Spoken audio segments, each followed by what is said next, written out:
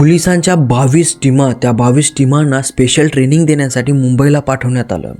तेवढंच नाही, ज्या एरियामध्ये हे सगळं प्रकरण घडलं त्या 25 किलोमीटरच्या एरियामध्ये 600 नवे CCTV कॅमेरे बसवले आणि त्या एरियात असलेले 1500 CCTV कॅमेऱ्यांच्या फुटेज घेतल्या. एवढंच नाही, 1.5 लाख मोबाईलचा डेटासुद्धा कनेक्ट केला. तरीसुद्धा या प्रकरणामध्ये जो जिम्मेदार होता तो सापडला नाही.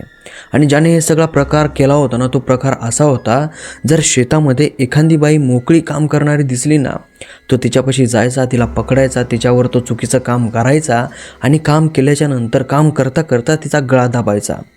ती मरण कन्फर्म करावं यासाठी तो तिच्याच पदराने तिचा गळा घट्ट आवळून धरायचा. गळा घट्ट आवळून धरायचा आणि मरण्यासाठी तिला सोडून द्यायचा.